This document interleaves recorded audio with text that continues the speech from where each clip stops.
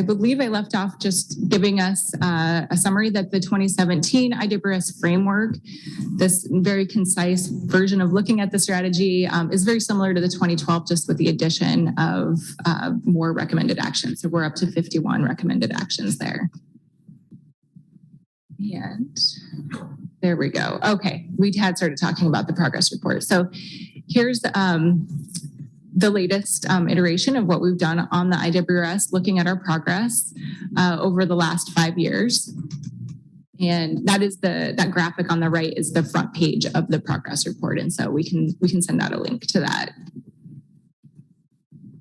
Oops, sorry about that. So I will reiterate the success and the improvement needed. So what we did find with doing this progress report, that we saw success in broad action across the strategy. So that was where agencies were hitting across all of those 51 recommended actions. We also saw agency collaboration. And then improvement, for areas for improvement, we see that there's a need for consistent funding. So when we were looking at the progress and tracking all of the different accomplishments that agencies were doing, we saw a huge jump after the 2021 legislatures awarding. So there was really not as much action happening in those first 3 years, really, of the 2017 IWRS. Work plans were another thing that was missing. So I think there was a huge success following the 2012 IWRS in folks rolling out those work plans, right? This is the goal of the strategy here, is to take all of this strategy, planning essentially, and then create work plans so that agencies can create something very actionable. And that didn't happen after the 2017 version. So I think part of that lack of action that we're seeing in that window between 2017 and 2021 may have been attributed to that. Also, agency tracking was quite variable. So as I mentioned, when I did this progress report, this was looking at 14 different agencies and what they were doing towards the IWRS. There was a really big range as far as how folks were tracking their actions.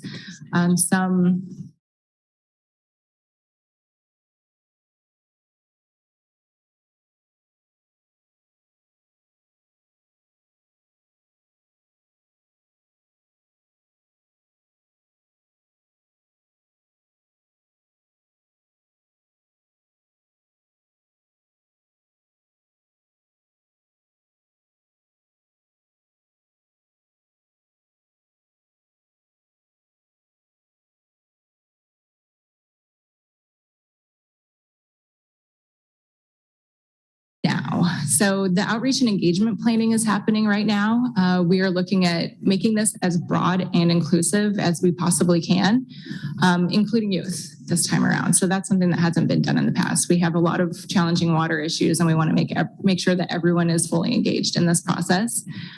We also are planning to have community conversations in May through June. So those are similar to what we've done in the past, which we used to call open houses, where physically go into a community and have in-person events at different parts of the state where we're able to get local input on water issues from folks. And then we're also looking at doing a survey in multiple languages. At this point, we have 8 languages identified that we're going to be doing that in. And so that will be both in paper and online around the same time that we're doing these other in-person events. And then we'll also be having culturally specific events as well. So that's what's happening right now. And then in terms of agency partners, so as I had mentioned, there's a lot of agencies are involved with this. In terms of the agencies that are the primary authors, there's really historically been just around the same time that we're doing this, agencies that have been the primary authors, and those being WRD, ODFW, DEQ, and ODA. This year, we're adding DLCD to the mix. So there's going to be 5 agencies that are the primary authors. And so we have a small project team that has already been meeting.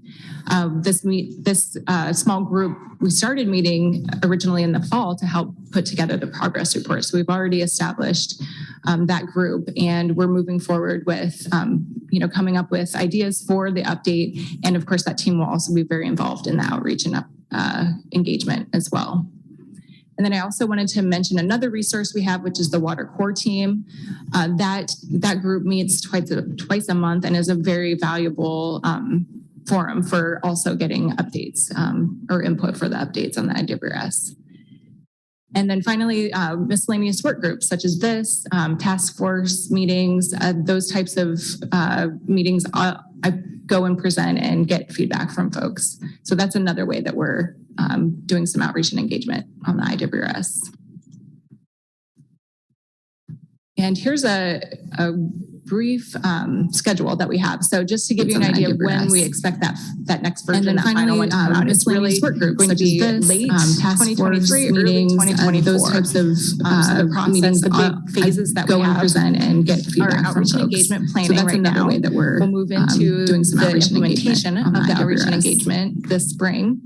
Then we'll be doing draft development. And here's we'll put that draft out for public schedule that we have. So just to give you an idea of when we expect that next version. And finally, it's really doing another late another review, and those visions, and then process the public phases that go and present, and then bring that back from engagement planning, resources commission into the 2024 version of the outreach and engagement this spring.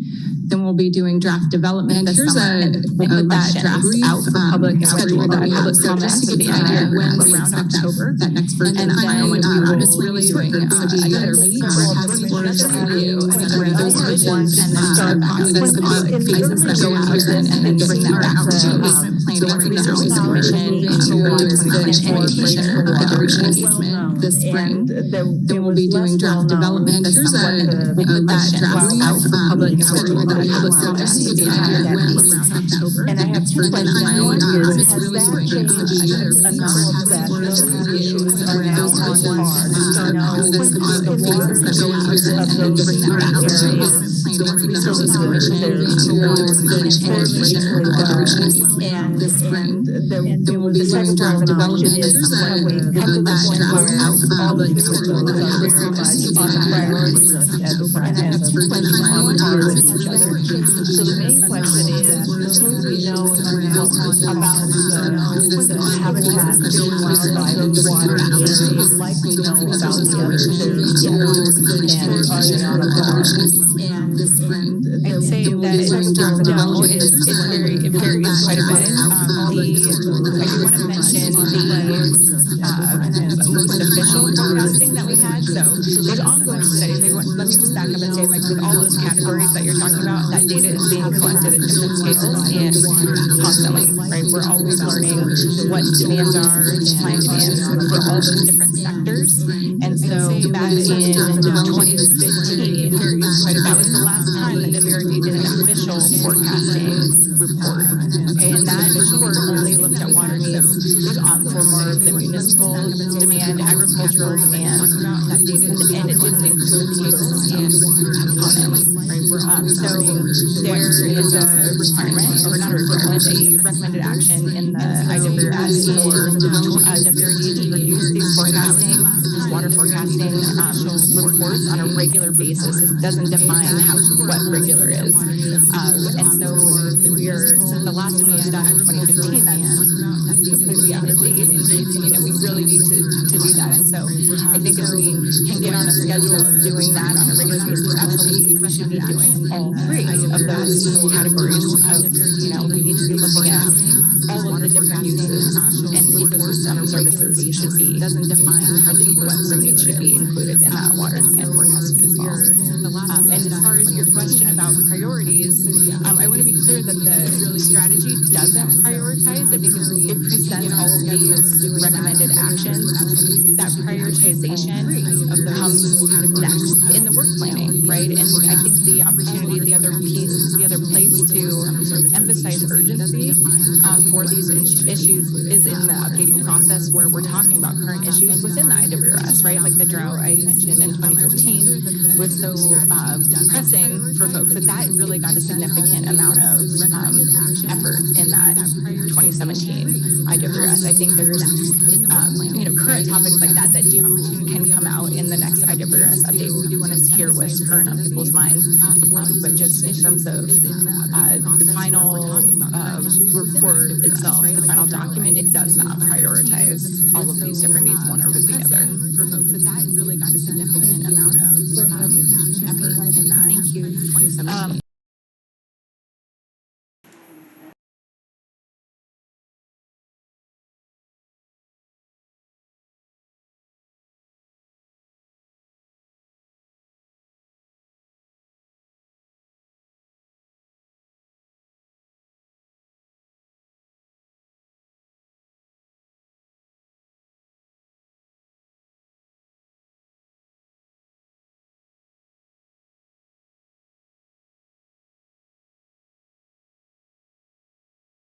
Upland Health. I feel like we have expectations on the Fish and Wildlife side, also on the municipal side, also on the irrigated agriculture side, that are not don't follow the reality. So I'll give an example. I watch the hydrograph on the Sprague pretty much every week. I get you guys' excellent reports that come, and I click on them and I open, and I'm like, okay. For years now, the historic average compared to the reality that's happening right now there's a big gap, right? And I think what Chandra and I have had this conversation when she was working very hard on some issues in Lake County around filing in stream rights. The water isn't there. And so I guess my concern is, what is the data we are moving forward with? Are we moving forward with this historic data baseline, which I feel like the bottom has fallen out from under? And it's not that, it's like the conversation, Chandra, I'm sorry if I put you on the spot here with your excellent conversation with me about this, but it's not that those, for example, flows for fish don't matter. They do matter, but they may not be there, right? We simply may not have the resource. And so I'm concerned that we aren't adapting to that new reality of the hydrograph, and that new reality where 35 years ago, maybe we were making assumptions about what was needed, but we weren't basing it on the realities that we are living in today. So, but could you please fix that? Is basically what I'm saying. I would love to, if I could. And are you all taking that into account? Yeah, I do want to, I think a relevant piece that I can acknowledge on the IWS is the huge first objective within the IWS is to collect data. We need data to understand what's going on. And so if you look at the historic, stream gauge network and all of the data that WRD has been gathering and other agencies, right? There's groundwater, there's stream flow, there's all of these other kinds of data that we've been collecting for a very long period of time. We need long-term data sets, but we also need we need to know what's happening right now in real time. It's just this increased rate of change requires that we're able to track that. And so it's my understanding that has been just data collection baseline. Data collection has been a challenge to maintain from a resource perspective. And so it's very unfortunate that that's been the case, because we're now at a point now where if we did have more data, maybe we would be able to act on it a little bit sooner. So yeah, and it's not something I can fix today. I would follow up on that if it's okay, Chair Wall. Yes, and then Vice Chair Zarnowitz has a question after you. Would just be that I think that there's, this is good. When Commissioner Labhart and I went to WAFWA, the new term, which is human dimensions, right? How we intersect with the people on the ground, but especially in these communities that are dealing with, 20-year drought situations. When we don't acknowledge that reality of there is no water, it's very confusing for them when people show up and say, we need X for X, and people are looking at them like, I mean, it's kind of like the emperor isn't wearing any clothes sort of a thing. Mm-hmm. So anyway, that's more of a statement, but I really appreciate you working on this, and thank you. And just, Debbie, do you have a question you want to ask right now, or do you want to go after? I was going to just kind of provide some thoughts on your comments. I think that one of the things that I think about, and Chandra can speak to this, is that, there is that historic hydrograph, and there's a piece of understanding that, and then there's the piece of understanding how is that changing. And that, in my mind, is how we adapt. Is understanding that differences. So for agricultural producers, maybe it's the difference of like planting different 2 cuttings of hay instead of 3 traditionally. Focusing on cold water refugia for fish. So, where you're really understanding those strongholds and how fish are going to adapt. And so for what it's worth, that's how I think of the data, the historic versus understanding the future, and whether it's out of stream or in stream, that's going to help everybody adapt to kind of this changing climate, changing hydrograph. So just some thoughts. Sandra, I bet people are going to turn to you too. You look like you want to say something. Yeah, no, I have so many thoughts, Becky. As you know, we spent quite a few, maybe even an hour discussing this kind of stuff. But I'll just note too that I convinced these folks to come here today because I said there wasn't going to be hard questions. So if you could limit that in the, we'll touch on this a little bit in our presentation as well. But Debbie is right. I think the conversation is around the information that we historically have that feed into our decision-making frameworks, right? So we do have a water availability model, and that determines, right, how we allocate water. We know that's not perfect, right? It's limited also by where we have existing information and where we've been able to collect that. That's limited by our gauge network and by our other data sources, right? And so you quickly snowball, right, when you're thinking about level of resolution of information and then how you incorporate these changing hydrographs. And I think we know we need to do it, and we're doing it in some cases. We're expanding our data collection. We're thinking about refinements to the model, and we're trying to get resources to run those things, I think, on a more frequent basis so that we're making informed decisions. So that's one thing, right? But the second thing is we have very limited ability to change decisions that have been made in the past, right? And I'll talk a little bit about that as well. And so you're completely right? If we already allocated all the water in the system, there's very limited recourse to do much about that outside of a voluntary collaborative space, right? And using those tools. So part of what we're trying to do in this strategy, and I'm sorry to jump ahead about this a little bit, right? But it's taking those tools that we have now, using them to the best effect that we can, but then thinking about how we need to adapt these other tools and scale up those uses, right? And so that's something that, for instance, we're talking about in Lake County, where we may have these targets, and those are important, and they're important for several reasons, and we'll talk about that too. But more important is how do you get the community, right, having a conversation about needs and values in a system so that you're all persisting together over time. And that really takes a lot of work, a lot of resources, and a lot of thinking about the tools and strategies that we have and whether they can get the job done considering those changing circumstances. And I say that right now, we're not using all the tools and strategies to their greatest effect.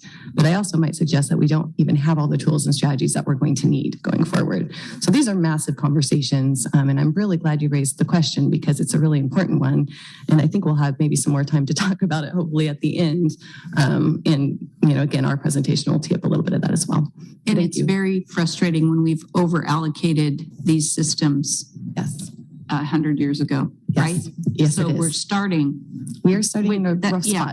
Yes, we are. Okay, I'm going to stop because and it's not all about me, Mary. I have 2 other questions, and then we'll, I think, go to you, Chandra, and get right into this. And she was lying if she said there aren't going to be. What? No, never. But they probably knew that from you. Go ahead. Well, I think it was more, we're going to be polite. Necessarily not ask hard questions. But I have a question on the climate change work.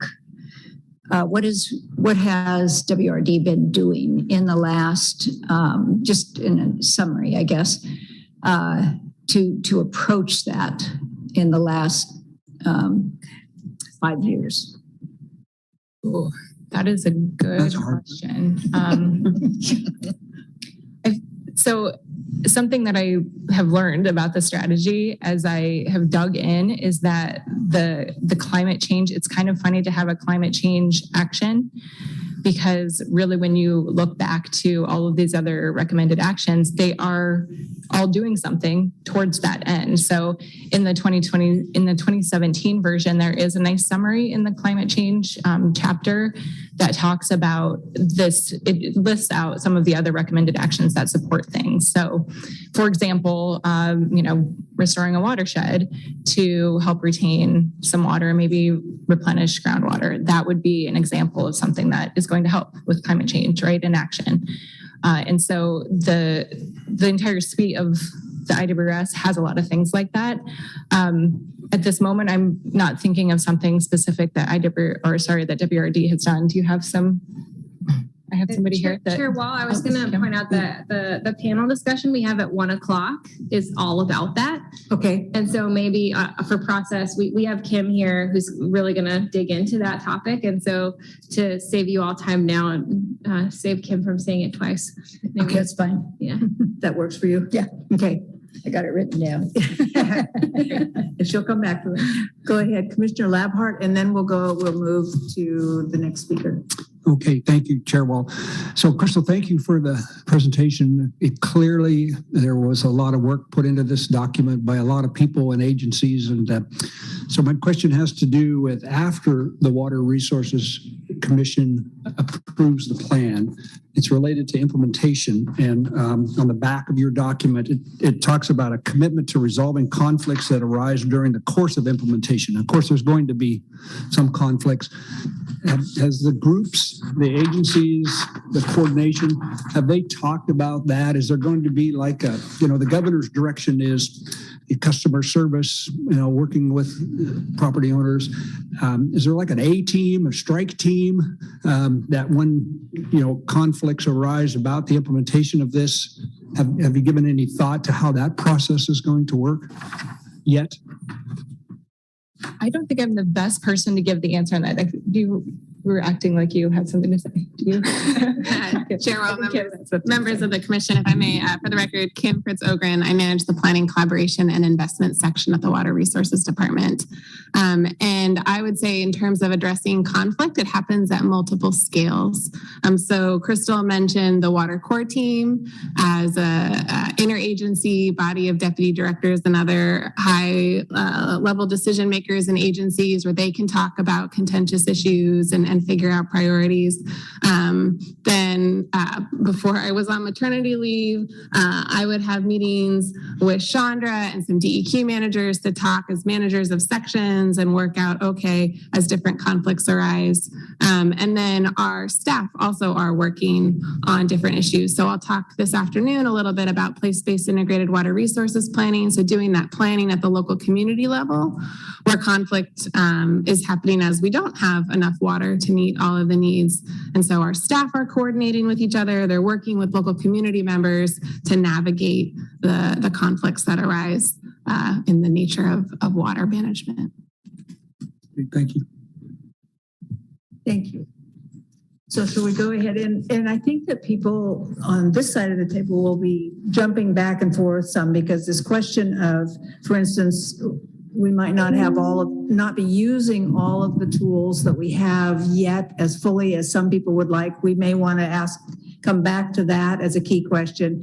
But let's first hear from you, Chandra, and then we can start jumping back and forth between agencies. It was very helpful to get yours, Crystal, so thank you. Chair Wall, may I ask just one really quick question more? You promise it'll be quick? Go ahead. I promise it will be quick.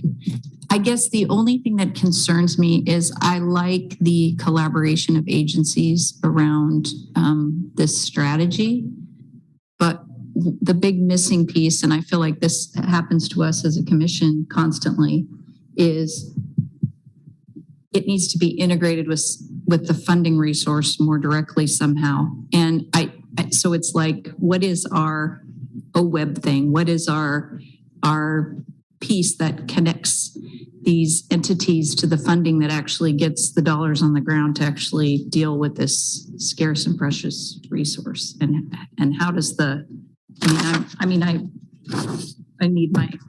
need more time with this, right? Like, what's all going, but is that just, where do you begin to start to make a cohesive legislative ask or a web? I don't even know where to start.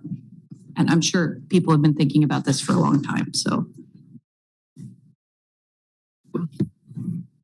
I don't, again, no silver bullet answer on that. That's a great question. It is interesting to see just historically how we have chosen to fund specific activities through specific agencies, and the water issue is not just specific to that one agency. So it would be great if we did have some more holistic funding mechanisms to work on the problem as opposed to channeling it just to one agency who can do just what they do, right? So yeah, I would love to see a shift in how we approach our water problems from that perspective. Thank you. Yeah, and if I may note on that point, one of the conversation pieces that's come up in the context of regional water management, right? Our collaborative local conversations where we're thinking on a local scale of what's needed is how do we provide an easier, more streamlined access to those communities for the funding resources that are available because it's so scattered right now. So there's, you know, the threat of investment for agencies, and then there's the threat of investment for the projects that need to move forward in these communities.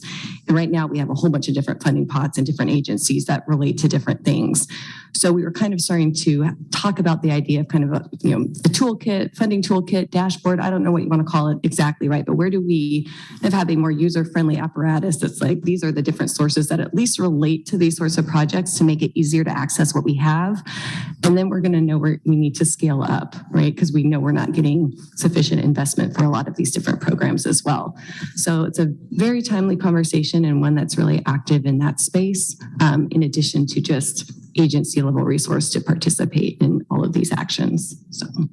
And over time, Commissioner Hatfield, we've heard from our agency more than the others, of course, but we've heard from all of the agencies on this issue of coordinating and actually amplifying each other's missions. And where does that leadership actually, it's very hard to do cross-agency coordination well. But I think we're going to get to this one a little bit later this afternoon. And though the governor's office isn't on that specific topic, I bet it'll come up in that. So I think that is another question that we might ask again when the governor representative is here. Perfect. So should we go ahead, Chandra, before Sure. Can we pull up the PowerPoint? That'd be fantastic. And again, for the record, Chair Wall, Vice Chair Zarnowitz, and members of the commission, my name is Chandra Ferrari, and I am with the Habitat Division. I'm the Deputy Administrator there, and I manage the water program. It's been some time since I've been able to present before you, so I really appreciate this opportunity to dive in a more focused way on water issues. And clearly, we're already tackling some of the things that I was planning to touch on, so apologies in advance if we touch on them again. And also I'll touch briefly on a couple things that Crystal brought up as well. Let me make sure that I got this going. Oh, sorry. Did I do this? No, I'm doing this. Okay, we got this. All right, so quick presentation overview so you can see where we're headed. I'm actually talking longer than anybody today, I think, and so I apologize in advance for that as well. I didn't think I'd be able to use this time, but and now that I'm thinking about it, I think I will. So I'm going to start with a brief water context. Again, what is the backdrop? What's the setting for these integrated water resource conversations that we're having now? What's driving a lot of our actions? And then I'll do a quick IWRS overview. Crystal covered a lot of it, so we won't need to spend a lot of time there.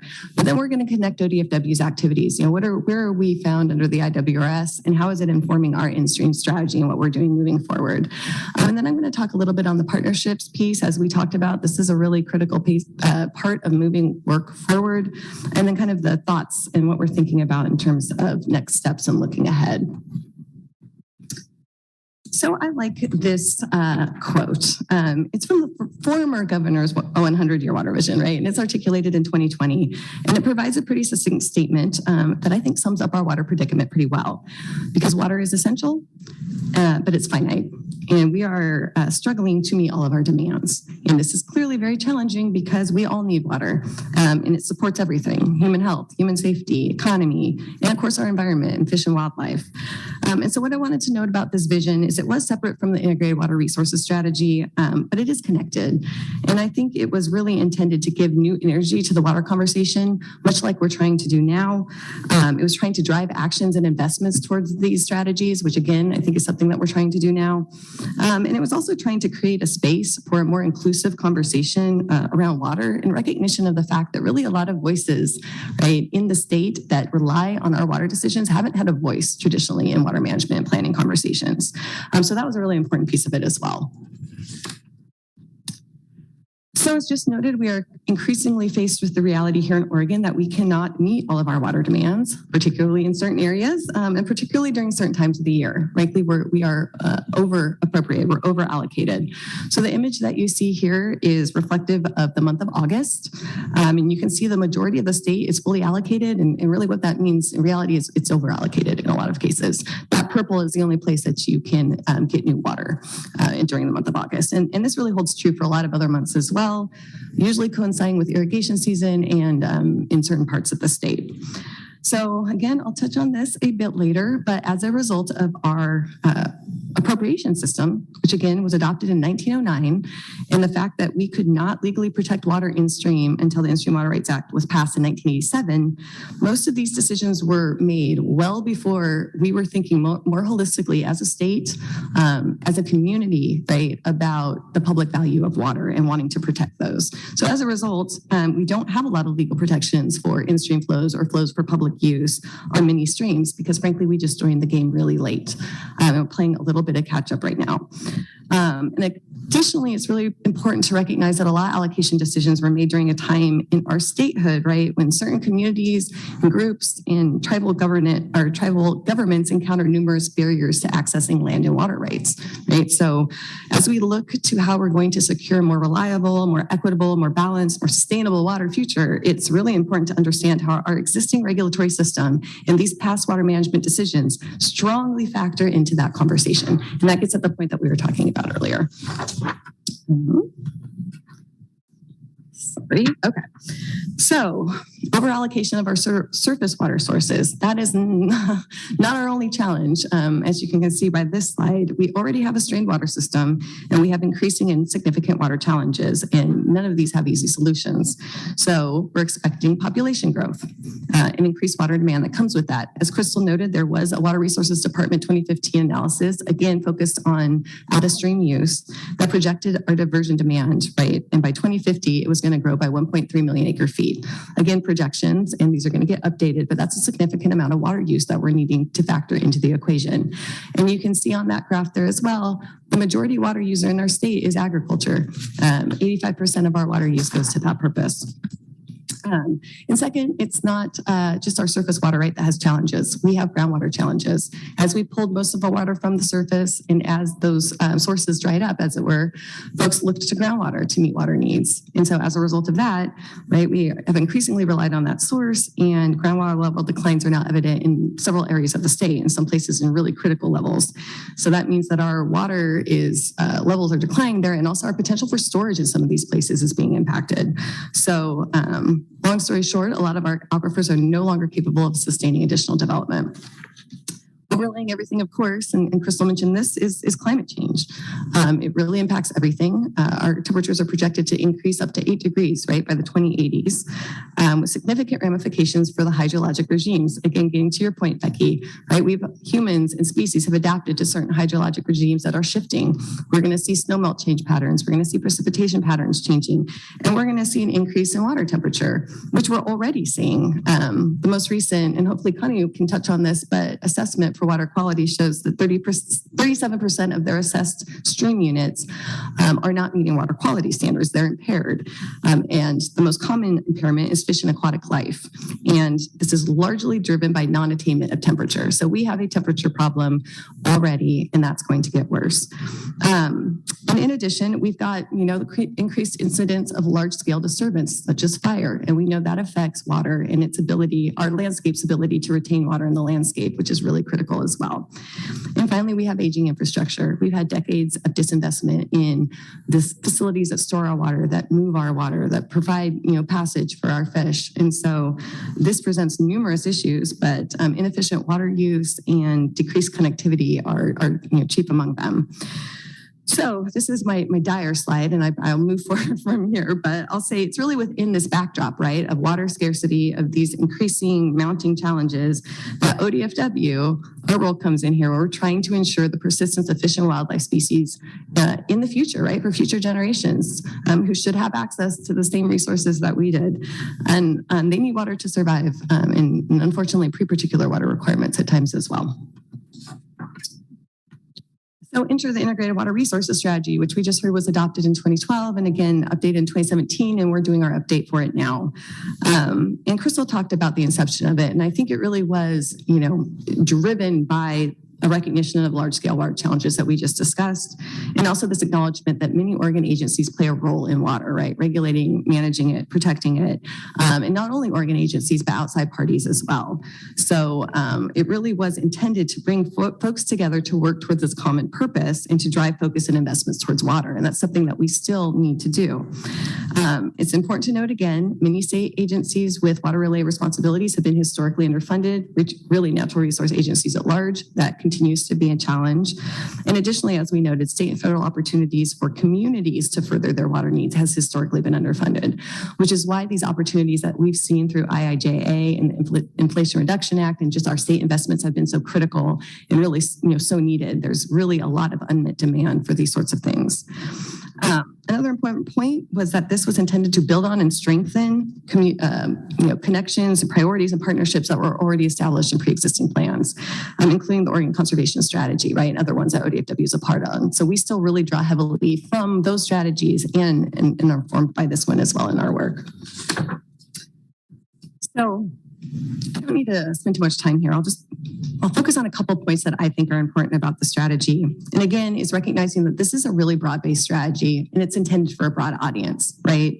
And I think it's trying to further this collective vision for Oregon. You'll see a lot of that terminology, collective, common purpose, that kind of thing, where it's really an acknowledgement of the critical importance of water for everyone, and that water spans government jurisdictions and geographical boundaries and city limits, and this is this confounding factor, but that every single person has a part to play in furthering the strategy. Right? This is not an agency thing. I mean, it drives a lot of our work, but really it's for everybody. Everybody could do something for this, and we need everybody to do something for this to meet our challenges, right? So it's kind of a collective call to action that we need to utilize a little bit more effectively to that end, I think.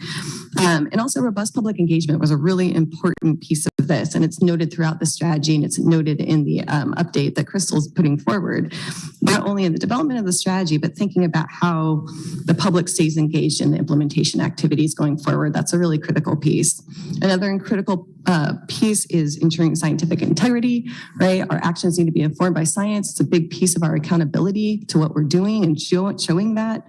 And then finally, there are a few key takeaways about how we successfully move this forward. And one of them, and I think pretty important for this commission, is committed leadership, right? We need committed leadership at all levels to recognize the importance of this, to recognize the longevity of this and the urgency of this, and to take action where appropriate to help move it forward. Another important principle is the concept of innovative forward thinking. And again, Becky, I think it kind of gets to, we can't rely on the same old of what we've been doing. It's not going to get it done, right? And I think that's scary, right, for a lot of folks, but it's true. And so we really need to be thinking more proactively about what might need to change in our system to accomplish what we need. And then the last point, of course, is collaboration. Like you'll see that all over the place in this strategy, is a recognition that if we can find solutions that meet more folks' need, right, where they see themselves in these solutions, they're more likely to be durable over time. So that's what we really are trying for, recognizing there's limitations to that as well. So on the previous slide that Crystal presented, you saw that fantastic structure and you have it in front of you about the Integrated Water Resources Strategy. Again, very high level, encompasses a lot of actions intended to help us understand and meet in-stream needs. So I'll provide the slideshow later, but I wanted to be really clear up front that my presentation is going to focus in on a couple of real key actions, primarily, right, that the water program is moving forward. But a significant portion of the work that is done at ODFW does relate to actions and strategies in this Integrated Water Resources Strategy. And so this is just a quick illustration illustration of that. All of our divisions are completing important water-related work. I'll touch on most of the things in Habitat Division, but even there, I'm not going to be able to touch on everything. And one example of that is our land resources program, right? There's a strong connection between water resources and land use development and recognition and how we manage our landscapes, forests, farmlands, rangeland, urban spaces, right? These can have positive and negative implications for water resources. So our team in the land resources program is doing really critical work and engaging in that space. And then, of course, fish passage and fish screening are really critical actions in the strategy. And as you know, the fish division is leading really important work in that regard. They're also leading really important work on cross-boundary water issues like the Columbia and the Klamath. So all of this stuff is addressed in the strategy, and all of our divisions have a role. Also with just general restoration actions, restoration, prioritization, all of our divisions are focused in on that work as well. And the wildlife division, right? They have a key role in developing and moving forward the Oregon Conservation Strategy, in managing wildlife areas and thinking about the water use there, and in aquatic invasive species and managing those. So again, I'm going to focus in on a few key actions, but I wanted to have you understand the breadth of ODFW's role, and I do not want to minimize any of the rest of the work that we're doing. In the interest of time, right? We could be here all day if I was trying to cover all of that. Okay, so water is a key priority for Habitat Division, and we're going to be focusing in on some of these actions. And this is likely not surprising. You've heard before from us that habitat is the foundation of healthy fish and wildlife populations, and ensuring sufficient water quantity and quality is a key component of healthy habitats. So in particular, and most connected to the strategy, you'll see the two actions that I have highlighted here, priorities related to addressing in-stream flow needs and furthering climate adaptation and resiliency strategies. So I just wanted to note that much as intended by the strategy, the ODFW does use the Integrated Water Resources Strategy to inform its work, consistent, of course, with ODFW's mission and the policies up there that you are all very well aware of. So you'll note that these goals and recommended actions are often referenced in our budget requests, and in our presentation on work plans and priorities. So we are trying to use the strategy as intended. So I'm going to structure the rest of this presentation kind of around some of the specific actions that you saw in the strategy and our specific in-stream strategy. But I really wanted to point out that this slide pretty much encompasses what we're trying to do with water. And it sums it up pretty well, where it presents the value of leaving in-stream or water in-stream and in the ground, right? Because it supports species and ecosystems and all the values that we know come with that. And to further this goal, we're really simply trying to do three things, right? Well, we can say it simply, doing it is another matter, right? But we're trying to prevent harm and degradation, right, to the resources. So basically, can we preserve at the least what we have now? Can we protect what remains? And can we restore what's been lost? And then our science and data collection helps us to understand the conditions on the ground, how they are changing, prioritize our actions, and then monitor the effectiveness of what we're doing. So I apologize that you probably cannot see this slide terribly well. So I wish I would have sent you, I'm sorry, the PowerPoint. This is my fault, but we will follow this up later. I'm going to focus in now on a couple of key actions in the strategy that we're focusing on in the water program and are really important to our in-stream strategy. And the first, and Crystal did reference this one as well, is defining in-stream needs and demands. And as she noted, right, we have not had a really comprehensive analysis of that, right? And at a statewide level, it's been missing from some of the analysis going forward. And frankly, it's a data need in a lot of these regional conversations as well. Like, what do the species need, right? That's our first question. And so we have several different buckets of actions that we're taking to try to address this question. And the way I've articulated it in terms of a strategy for our program has been that we are working on developing and compiling the best available information about species needs now and into the future so that we can create appropriate tools to prioritize and support habitat protection and restoration. That's what we are trying to do. The first category is enhancing monitoring and data collection efforts. And we're doing this in a number of ways, and all of this information is useful for our understanding and management of the resources and to inform the other deliverables that we're trying to make. So we've improved our real-time temperature monitoring capacity. We're adding to the stream discharge gauge network. We're doing some really focused monitoring in some particular geographies for in-stream flows to monitor the compliance with in-stream water rights. We're doing a lot of work on improving our perenniality network, right, as part of the private forest accord and the information that's associated with that. And then I wanted to mention this too, that we're intentionally trying to engage more closely with our other divisions on water needs for wildlife as well, right? Recognizing that that's something that our program hasn't traditionally focused a lot of attention to. So we've been having a lot of conversations and coordination around surveys for particular species such as shorebirds and the yellow rail, right? And trying to better understand how they're utilizing water resources, because that can really inform our strategy and how to protect both the species and the water sources. So that's one bucket of action. The next bucket is around articulation of in-stream flow targets, right? And in a way that we can communicate, that we can support some regulatory instruments, right? Like waterway applications, but that we can also use to communicate to groups that are doing this work on the ground. So our bread and butter method is IFIM studies, right? This is us on the ground, looking at physical habitat, collecting measurements at different flow levels. There's a modeling component to this, and this ultimately results in some targets that are utilized. This is the method that we're usually utilizing to support our in-stream water rate applications.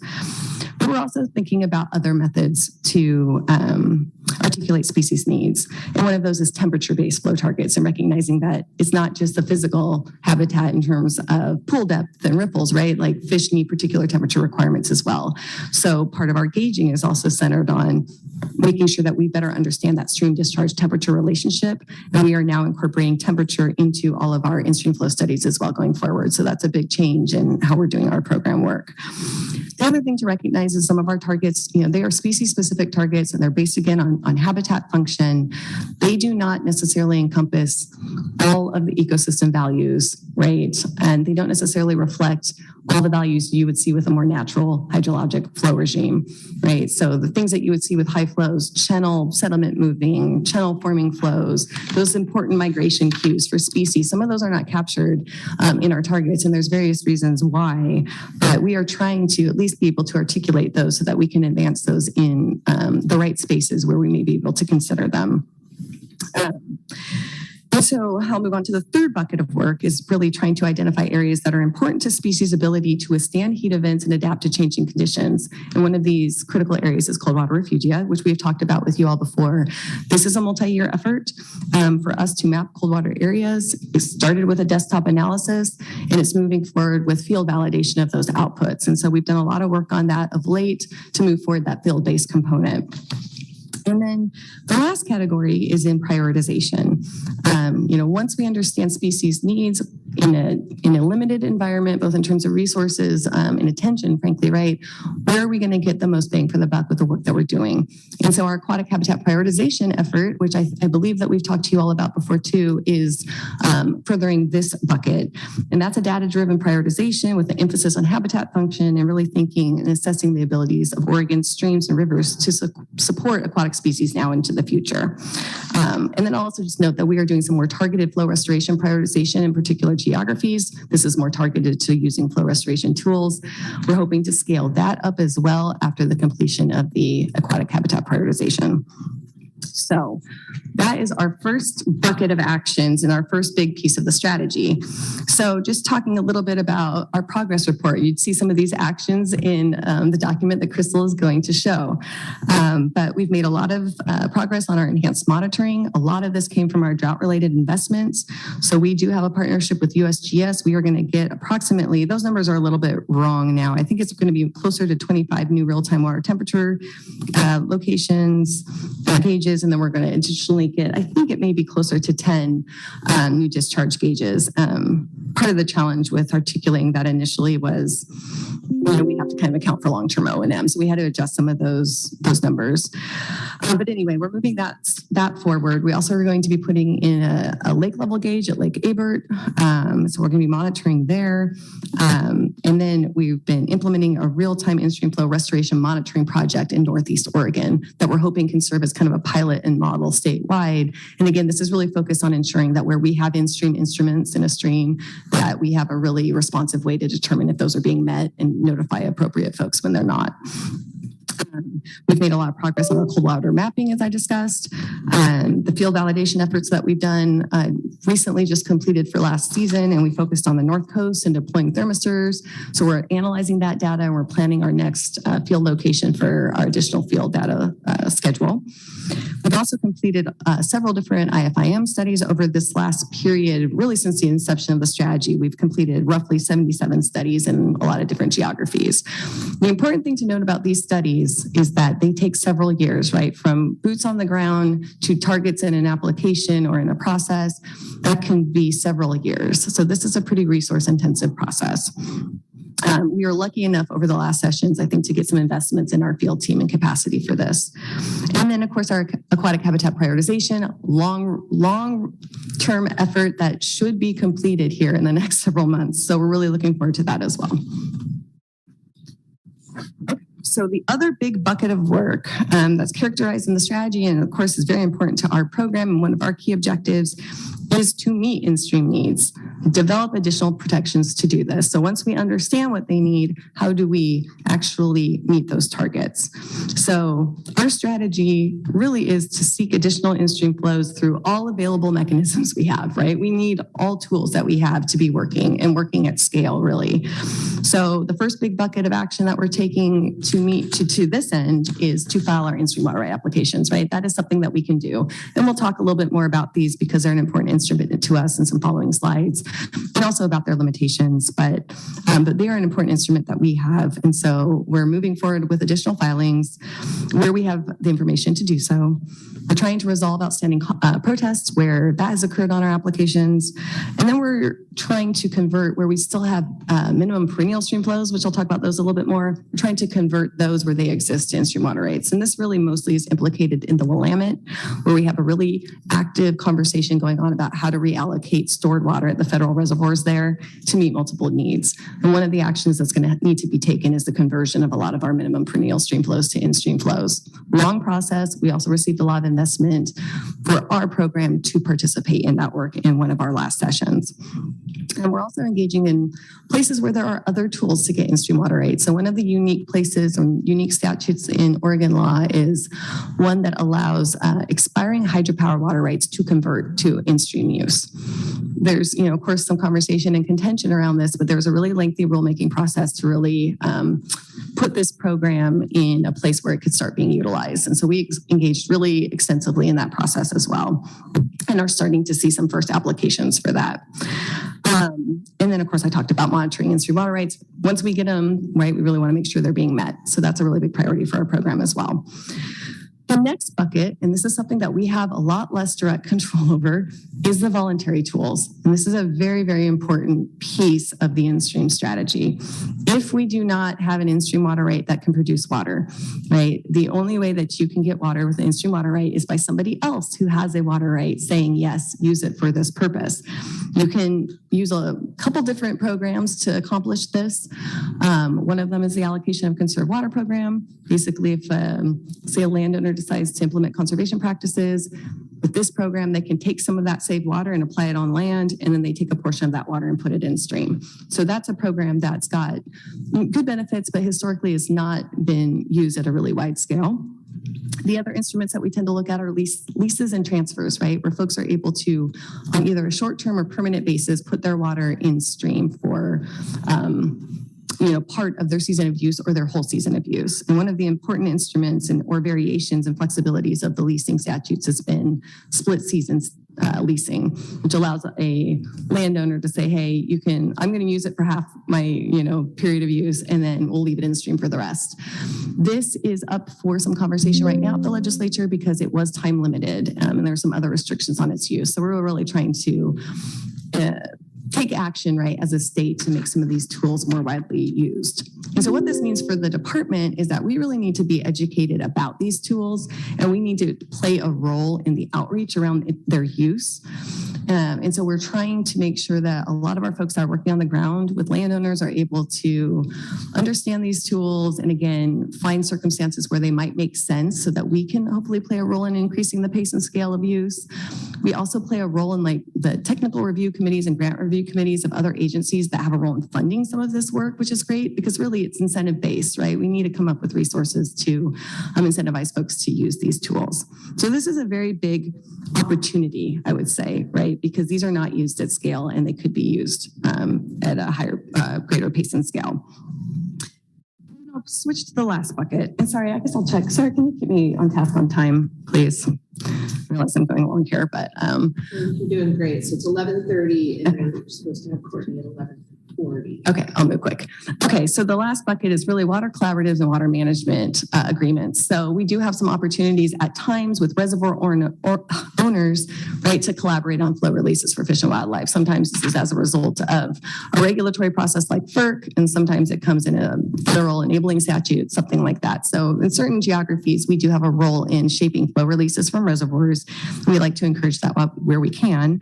And then, of course, we are participating in these place-based planning regional conversations, right, where we're trying to provide information, technical resources to these groups to best understand how to meet in-stream needs and to include projects that will meet those needs and then to help them push those forward.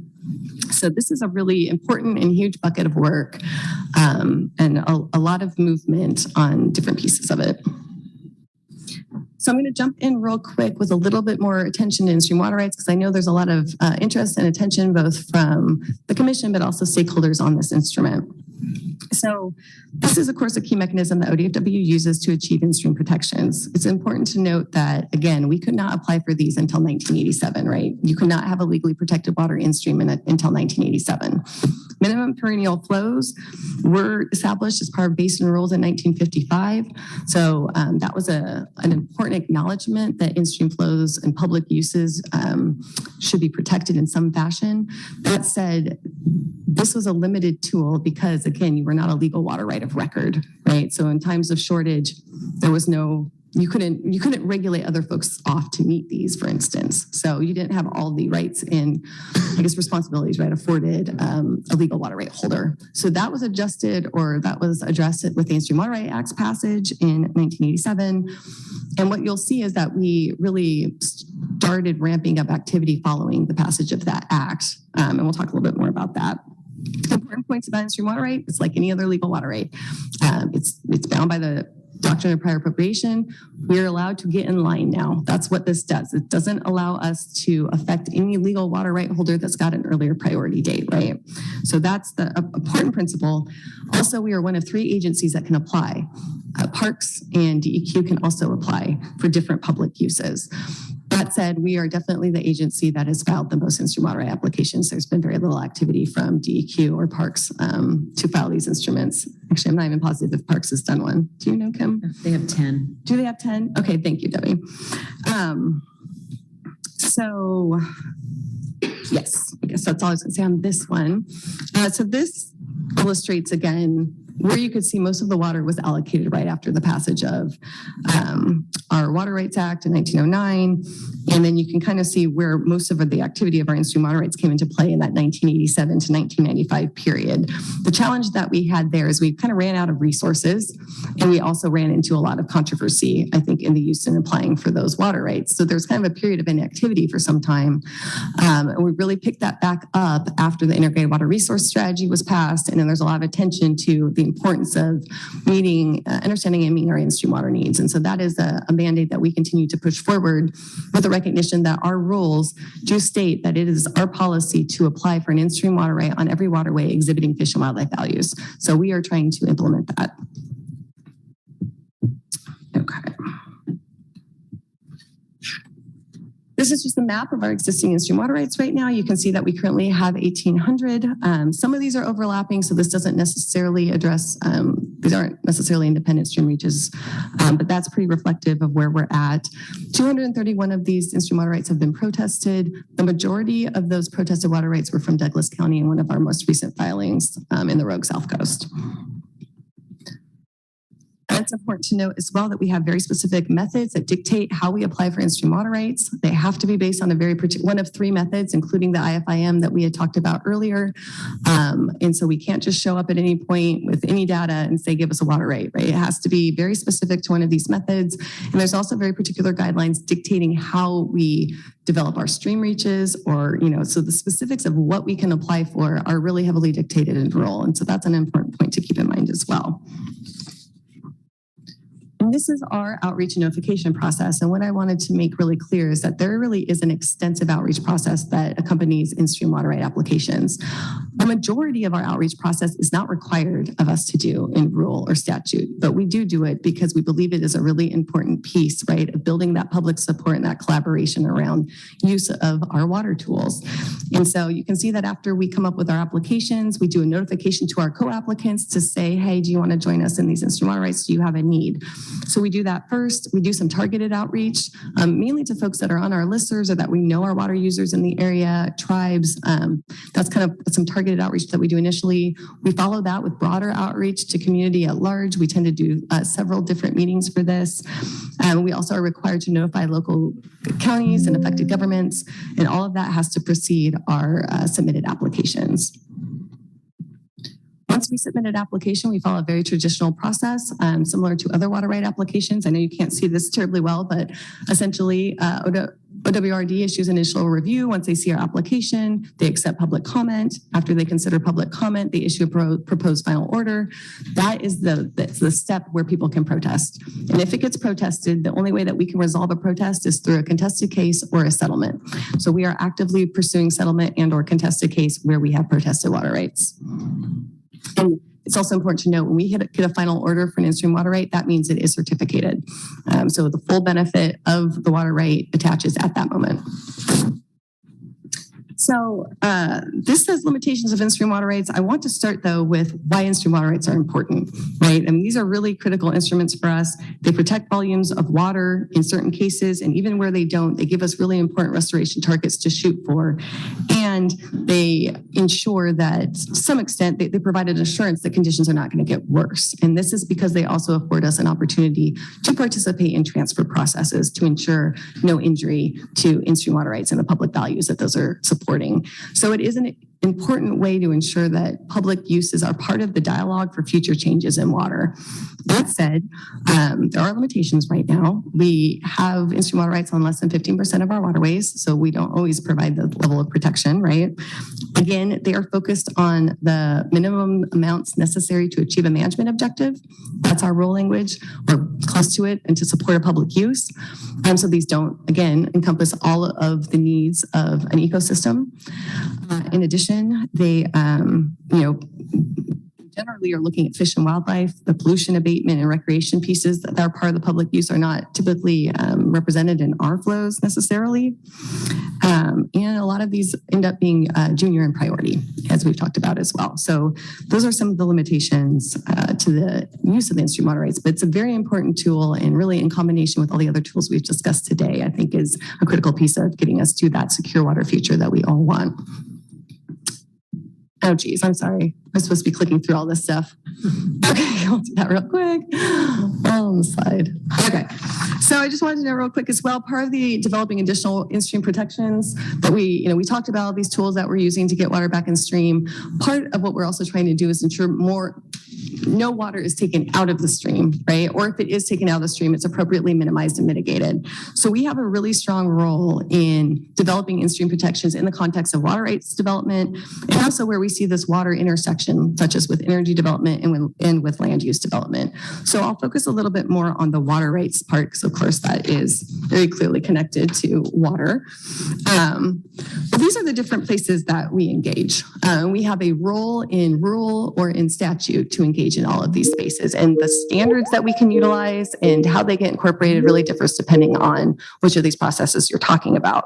Where we have some pretty significant roles with new applications, and that goes through what's called a Division 33 review, and I'll talk briefly about that, but that's for new applications from surface water. This also can apply to groundwater if there is a potential for substantial interference with the surface water. So that's kind of our authority there. Of course, on transfers, we participate. We have a stronger participation when we have an in-stream water right. Otherwise, there really isn't a strong nexus. We also participate in municipal extensions. So for county or municipalities that have not put their water to beneficial use yet and need more time to do that, we have a conversation with them to ensure that that future use will not compromise the ability of fish to persist. And then we also have a role in storage.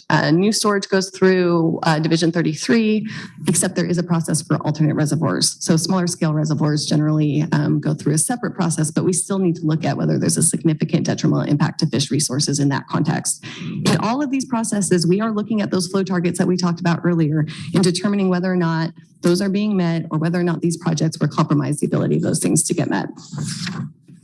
And why I'm going to focus on this just briefly is because this really is one of our most important areas to achieve, I'd say, stronger protections for sensitive, threatened, and endangered species. And again, this is through new water use review.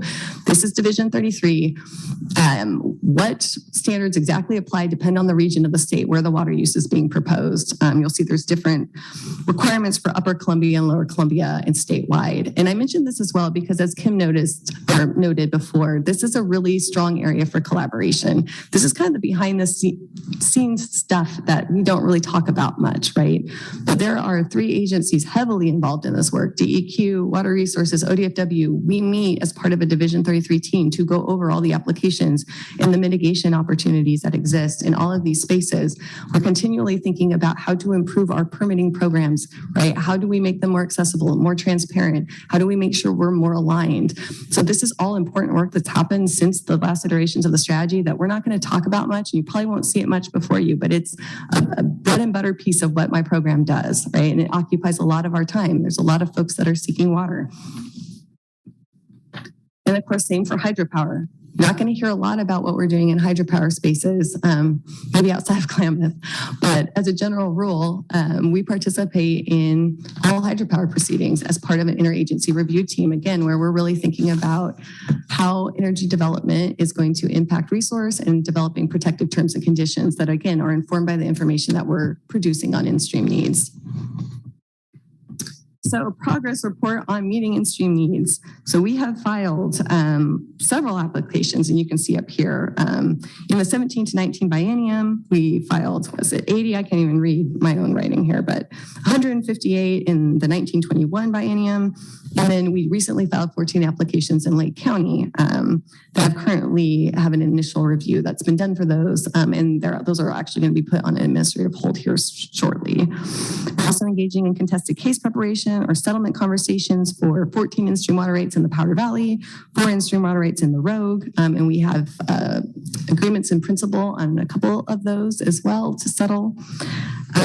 We have participated in regional water management conversations, all 4 of the place-based planning pilots ODFW has participated in. We've received new staff capacity to engage more meaningfully in those regional collaboratives. This also includes the Chutes Water Collaborative, which we've been participating in.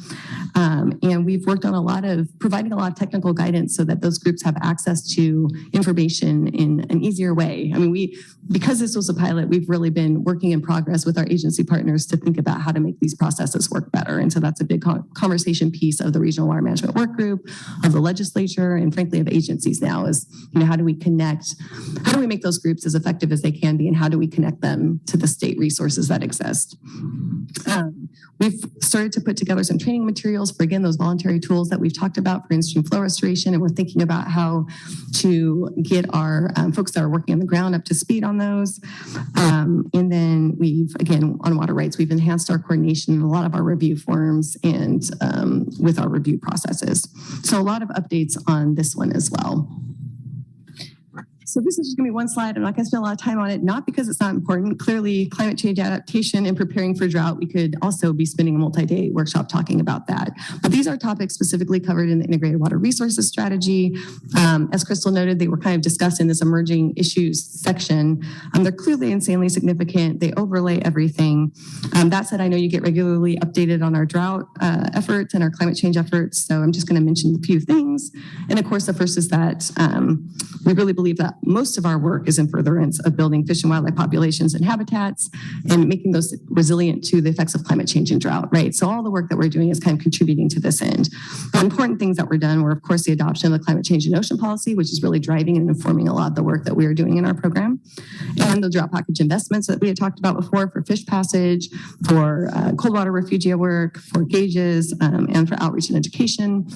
We did take the IAJA focus to watershed resiliency, and we pushed that into the Rogue, hopefully as the model that we might be able to utilize elsewhere.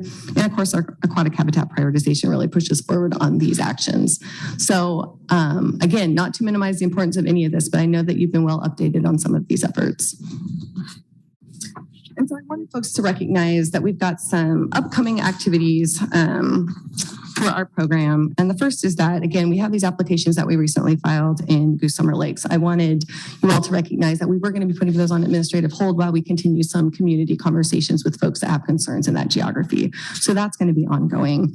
We're also planning additional filings this biennium and next. Again, this is where we have existing information. We would like to put it to good use. And there was a lot of information collected by the department, again, before my time, that is one of the approved methods for in-stream water right applications. And we'd like to use that and move those forward. We're doing more in-stream flow studies. We're averaging about 10 to 15 a year. We'll continue to move those forward. Again, we're incorporating temperature into those. We're going to continue our active settlement conversations. We do have resources at least through the end of the biennium to get some support on that. So we're going to be utilizing that. We do have contested case hearings planned for this spring. So the first of our contested case hearings will probably be occurring in May and or in June. We are going to be continuing to engage in the place-based planning conversation in the Regional Water Management Work Group. There is a recommendation report that was produced from that work group that is informing some legislative conversations and agency conversations, so those will continue. We're going to continue to try to connect groups that are doing great work with grant opportunities through our IIJA focal areas and other efforts.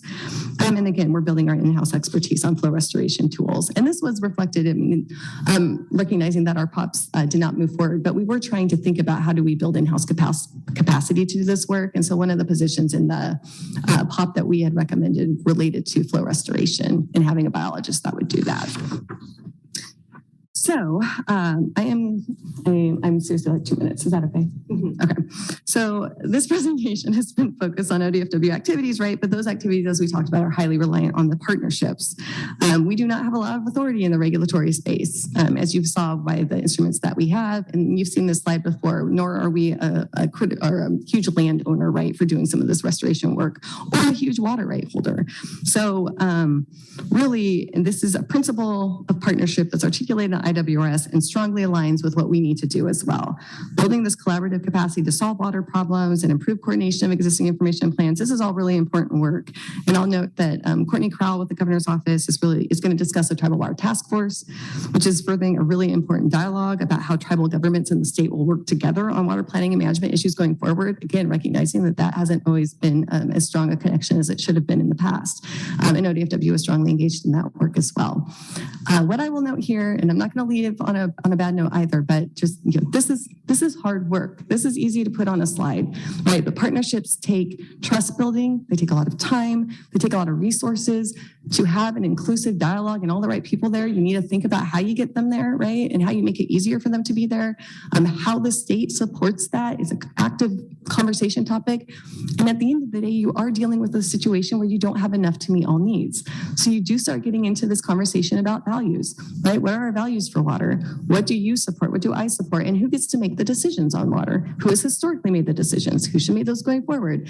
So these are, we don't have solutions here on this panel for you completely. I can say that we know that this is a challenge, right? And we are thinking about solutions and we need help. Like it's not gonna, like this panel is not gonna do it, right? It really is a larger conversation and it needs committed leadership at all of these different levels to help us, right? To empower us to do what we need to do, but to recognize where we don't have what it takes necessarily, right? Like maybe the magnitude of the challenges require some other types of solutions too.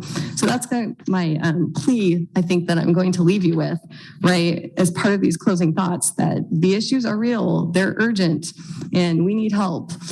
We need endorsement of what we're doing, that, we're trying to meet needs here in a way that's going to reflect future needs also, right? That's going to bring a lot of people into this water conversation, but it's challenging work. And I just really appreciate that you've taken the time, and I know this is a lot of time, and allowed me a lot of time to talk to you as well today on these issues because they are really important. And I'm really excited to have further dialogue on this and happy to answer questions at any time. So thank you for the opportunity to chat with you all today. Thank you, Chandra. That was an incredible amount of information to absorb and to present. And Sorry. great appreciation for getting it into that kind of a presentation. It seems if you look back to when the strategy started, it was everybody knew it was important. Now everybody has an overlay of urgency as well. And I'd like you to talk about two things, if you will. One of them is a little bit more about and everybody nods when you say committed leadership, but if you could talk a little bit more about what you're looking for and what would actually help these agencies continue this work together. The other one is that with the agencies working together, and one of our other commissioners has been eloquent on this. This gives us a chance to look at landscape level solutions that bring the agencies work together and amplifies it and maybe helps us get past this lag especially on in-stream water rights and some of these other issues to make it part of a whole and make the solutions be landscape level solutions. So if you could talk about those two, when all of the agencies nod and say we need committed leadership, it would be useful to hear a little bit more about that. And then how does this structure let us leap to the landscape level solutions to this urgent set of issues? Those are all fantastic questions. Thank you, Chair Wall. So on the leadership question, I'm wondering if I should start back. So the number one piece that we need is awareness, right? Awareness of all of the boards and commissions about the interconnectedness of all the things that we're doing, right? And our role in it. So that was really kind of our first step, is recognizing that, when we come and talk about something, it might seem like a very small sliver, but it's connected to much larger work, and that we are having this conversation and recognizing, like, I'm fully supporting a lot of the things that other agencies are doing, not within our regulatory, space, but we are figuring out how we're able to help one another. Right. So it's acknowledging that our role to play is really important. And so when we come before you with the work that we're doing and the needs that we have for that work, it's recognizing that we are part of that larger conversation already. Right. And we're having this dialogue about the overarching space. So the committed leadership can understand, right, the importance of the work that we're doing, how it relates to other agencies, and support the fact that we need to be resourced to do that work. The other thing is just, I think, more conversation and dialogue, right, at a decision maker level, and maybe even in public spaces, that's, giving us signals when we're on the right track, right? Or when, because we acknowledge that sometimes we're not, right? So we need to understand when there's something we're missing and bringing that back to us. So more of a feedback loop. And then the other piece, I think, is that higher level coordination, right, with your respective boards and commissions and the other agencies that touch on water. Like, you all can be having more of that dialogue with your joint commissions, right, when seeing where you overlap in the kind of conversations that you're teeing up for each other, which is something that we're trying to do on the staff level. And as we talked about, we have the water core team. We're doing it at all these different levels. But what we really don't have right now is a joint implementation plan, right, for the strategy. Because the way I would envision it in the most linear fashion is that we've got this overarching strategy. We think about how we're going to prioritize and who does what. And then that funnels down into our decision-making structures, right? Where you can see that reflected in our work plan and you understand how that funnels up. So we are kind of missing a connection in there a little bit, where we're taking these things and we're bringing them through our work plans and our budget requests and all of that. But kind of tying that all together and making sure that we're prioritizing the right things, that's still a space that we're still having that conversation and thinking about how to gel that. And that's actually happening at the legislature as well. Sorry. This conversation about water governance, again, who's kind of tying all of our stuff together. And so I think there's a lot of different theories about, or ideas for how we might do that most effectively. But I think that's a conversation that you all could be having as well. And if you guys have other things to add to that as well, want to occupy the space? No? Okay. I'm sorry, did I miss, was there another piece that I was supposed to tackle? There was, but that was the main one. The other one was how this structure gets us more landscape level solutions. And I think that that's one of the, with all of these different tools and things, that's key. Yes, and I think that it's kind of related because what we need to be able to do is think at multiple scales, right? And so we know what we want to do at the highest scale. And we know that we all have different roles to play in that. And sometimes we need to acknowledge, right, where our programs are a little bit, they're either mismatched or misprioritized so that we're not necessarily rowing in the same direction. So that's really what we're trying to do with the strategy is that you all buy into the overarching goals, right, which are landscape level. I mean, we're talking about bigger picture things. And then you're thinking about the tools and strategies that each agency has and how they can best use that to further things, right? And where we have potential to do that in a better way, that's what the Water Corps team was supposed to be, right? Is this venue for us to talk about that. And one example is a conversation that we're having around mitigation approaches, right? Like, can we all get in line with where we're prioritizing work and where we might want to direct mitigation resources, for instance, our aquatic habitat prioritization, right? Keeping folks apprised of that.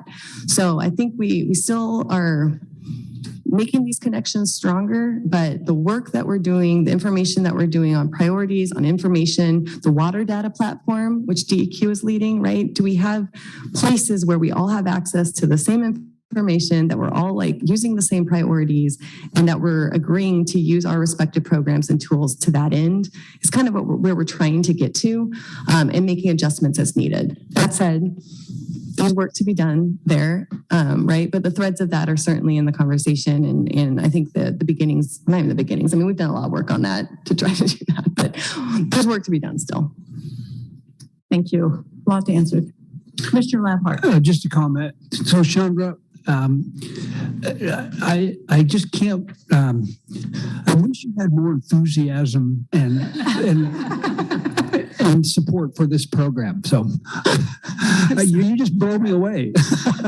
It's a big subject, Brian. I just love the amount of commitment that you show and enthusiasm to this topic. So sarcasm intended. I love it, your enthusiasm and your effort that you're putting into this. So thank you. I really appreciate that. We have the governor's office representative on the line, online, ready to speak. And we're a few minutes behind because we started late, but let's go ahead and with great thanks to the people who have already spoken, go back to Courtney Crowell, who's the Regional Solutions Coordinator, Eastern Oregon, in the governor's office. So Courtney, are you there and ready? I am. Thank you, Chair Wall and members of the commission. My name is Courtney Warner Kroll. I am the Regional Solutions Coordinator for Eastern Oregon for Governor Kotek, as well as a natural resource advisor. So, and I was also previously with the Brown administration. I was also the Regional Solutions Coordinator and the Water Policy Advisor as well for the past year. So I am here to talk a little bit about the Tribal State Agency Water Task Force and give you a little background, and I will make up some time. I will not take up a ton of your time. So so thank you again for having me today. And I just want to kind of start with a little bit of background that I know Chandra probably already hit on some of this in her early slides, but over the last 4 to 5 years, the state has really taken a hard look at the future of water and the importance of sort of charting out our water future and planning. And during the last administration, the Oregon state agencies, in coordination with the Oregon tribes and many other stakeholders, embarked on a long-term water vision that we called the 100-year water vision. And it was really to start looking sort of generations into the future and taking a comprehensive look at water planning.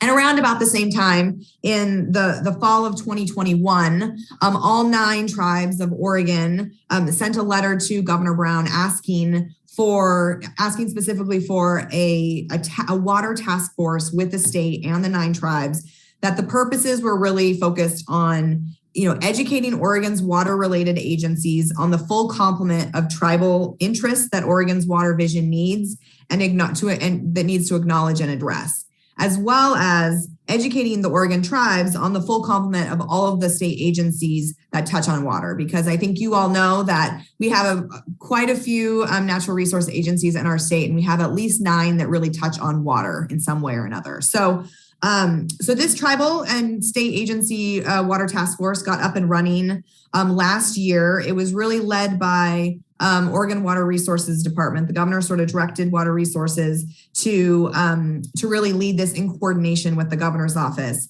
And we had a facilitation through Oregon's consensus as well. So we had all 9 tribal representatives at the table, as well as representatives from all 9 state agencies that touch on water. And so we really took an educational opportunity to really dig deep and have each tribe share their perspective on water and the cultural importance of water and their an opportunity and also to acknowledge both opportunities and challenges that they have had in dealing with the state in the past. And then additionally, we had each of the 9 state agencies sort of shared how they work with water and interact and whatnot. So we went through, probably a 4 to 5 month process of this education. It was a really great opportunity to hear, both the good and the bad of, working together with the tribes and the state agencies, just sort of that coordination. And then through that process, we also started, as you can imagine, many of the same things kind of kept bubbling to the surface around, how we might put together some key recommendations for the state to sort of move this work forward. So we kind of kept talking. We had a bunch of key themes that I think all agencies and tribes agreed upon. We have put together those recommendations into sort of a draft final report that we're still kind of working through. But many of the key themes are things you probably have heard about and would expect. A lot of them is around increased communication and coordination. How can we have our state agencies better coordinate around water governance, water management, water planning, and have that communication with all the tribes in a real consistent way? Additionally, how can we really begin to embed, integration of cultural values into the state's work around water? And then, related to ODF&W, a lot of the great opportunities that were flagged was around some of the co-management work that ODF&W has done with the tribes. So it was really an effort to keep looking for those opportunities, find ways for more collaboration, for more way to work together to get collaboratively. So like I said, we are at this point where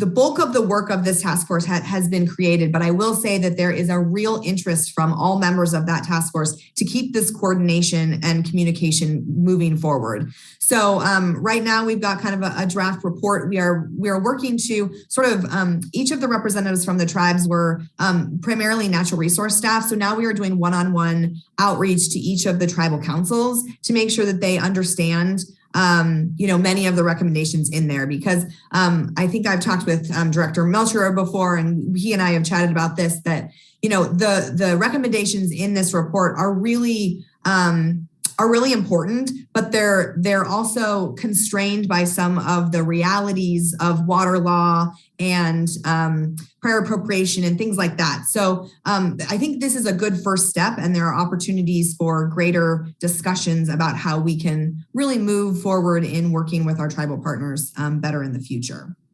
So that's essentially where we are. Once we sort of have this chance to talk one-on-one with our tribal partners, we will be publishing that report and sending it out to the public. We'll make sure that all of the boards and commissions of the 9 state agencies that participated have a copy of that, as well as Governor Kotek, and we'll then begin the process of trying to start implementing some of these recommendations. So that's where we are today, and I'm happy to take any questions, or both Chandra and Director Melcher kind of served on that committee. So if you guys have anything to add, I'd be happy to hear.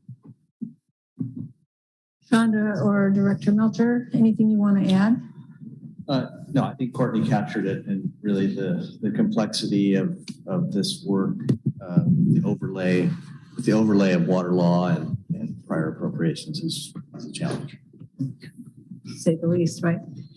Questions from the commission, and then I do have one too. I just have a question, Courtney. Thank you first for doing this work. And my question is, when will the document be available And, what's the timeline? Is that Becky? Yes. Yeah, I can't really see you. Hi, Becky. Thanks for that question. You're a little dark too. I don't have a hard answer. I do know I just actually had a conversation with Water Resources about this morning. I think we hope to have those conversations with the tribal council members probably wrapped up in about a month or two. So I would expect it to be pretty final in about 2 months. Thank you. Don't quote me completely. It's hard. Courtney, it's Mary Wall. I'd like to add my thanks for the presentation. It's timely, it's useful to get, and appreciate it. Could you talk a little bit? There's lots of information about the governor's office priorities right now, and homelessness and mental health and other issues that are right in the top of the list. Could you talk about the priority for the governor's office in the natural resources arena of when we might get back to the vision piece, the water vision, as well as it sounds like the task force work might be on a path, but could you talk a little bit about the water vision and when that might come to be a priority? Yeah, Chair Wall, thank you for that. And yeah, a great segue into this new administration. And we are still sort of in our transition period. I will say we're still, working on hiring people and whatnot. But yes, the governor has been very focused on her key 3 priorities during this session, which are housing and homelessness, behavioral health, and education. But in the natural resource realm and in our natural resource office, we're taking a good look at, I think we all acknowledge, and you would see this through the governor's recommended budget, that water is a key priority in the natural resource area. The good news was through the governor's budget, we were able to really keep the natural resource agencies at the kind of the current service level. We didn't have to take cuts there. And we did have an opportunity to kind of put together a water package. So we do have a little, there's not a huge amount of investment in the GRB related to that, but I think it was a clear recognition from Governor Kotek that water is going to be a key part of the future of our state, and more coordination and whatnot.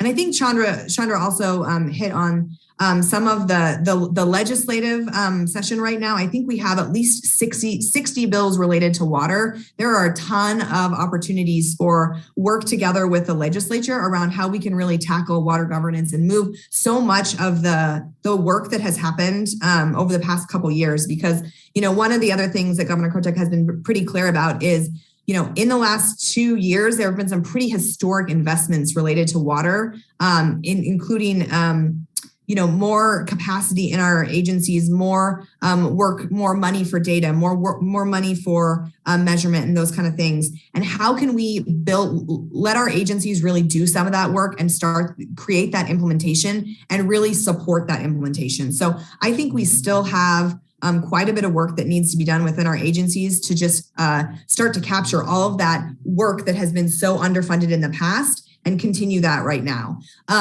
But I would say, so I don't have a hard answer on specifically your question around sort of the water vision specific, but I would say that we are taking a hard look at how we can move that work forward and have better coordination and communication within our agencies to continue that work.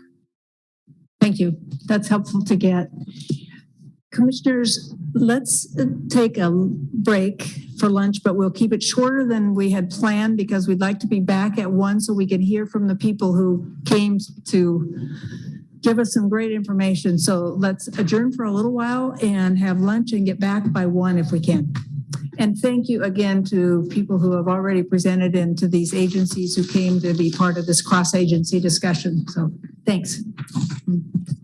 Thanks, Mark.